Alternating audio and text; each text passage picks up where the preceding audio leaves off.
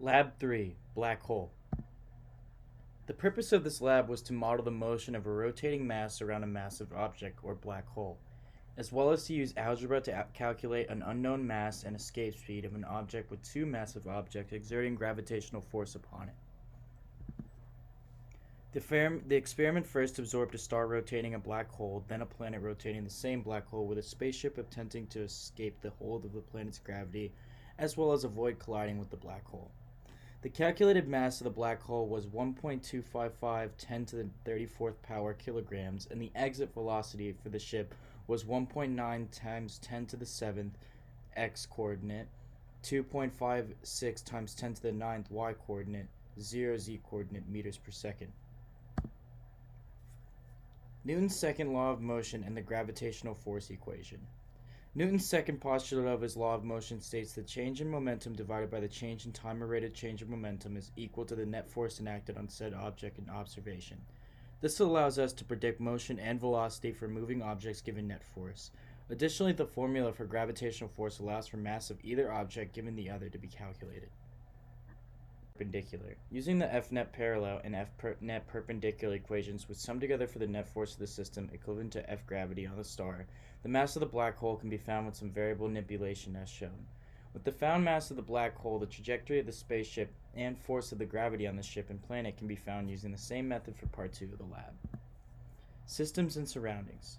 For the absorbed experiment, the system itself under study is the star in orbit, and for part 2, the ship in motion, the surroundings, and are everything else including the black hole, and the orbiting planet for part 2.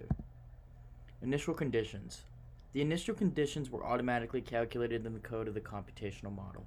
Some of the more important ones were the mass of the star, 2 times 10 to the 30th kilograms, delta t, 86,400 seconds, or 24 hours, and for part 2, the position of the planet, which was 1 times 10 to the 10th power meters in the x direction, and then the mass of the planet, 9 times 10 to the 28th power kilograms, and the mass of the ship, 7 times 10 to the 10th power kilograms. The computational model components for part 1 included finding dp/dt, or change in momentum over time, which is what we know from Newton's second law is equivalent to F-net, and then we can calculate F-net perpendicular by subtracting F-net parallel from it. Finally, taking the magnitude of the position vector, which gives us our R value for the gravity equation, allowing us to solve for the mass of the black hole. For part 2, the most important components of the computational model were finding the magnitude of R and R hat. The way of force on gravity is still perceived as a vector when multiplied through the gravitational force equation. Then, of course, these were applied to the velocity and position update formulas derived from Newton's second law.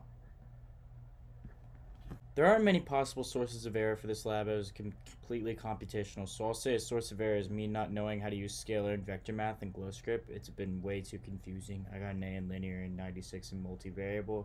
I ended up figuring out that you have to use the magnitude function to get Rmag and then computate R hat separately from that, and then for the gravitational equation, divide by Rmag as well as multiply by R hat. So I ended up finding out where that source of error was coming from and did it correctly for my final simulation. So I guess there really is none.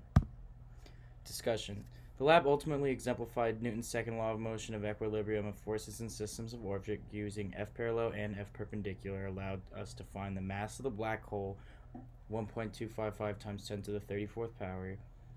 From this, we can then find the safe exit speed for a shuttle leaving a planet orbiting said black hole, which was 1.9 times 10 to the 7th x, 2.5 times 10 to the 9th y, and 0 z meters per second. As with all the forces applied to the system that allowed the spaceship to escape in the computational model. And then these two pictures are, one, the map of the orbit with the black hole, and then two, my spaceship actually escaping the gravitational force of both the black hole. What does it mean? How is the net force in its parallel and perpendicular components different from the rate of change of momentum in its parallel and perpendicular components? The rate of change of momentum in its parallel and perpendicular components are a snapshot of momentary instantaneous velocity multiplied by the mass of the object. Meanwhile, the perpendicular and parallel net force is the sum of all of these forces, which are constant. It's just whether or not they're in equilibrium, as well as what the values making up those forces, whether that is mass or velocity, depending on what type of force it is. it still is always going to add up to the same numerically equivalent value, but they're two different physical ideas.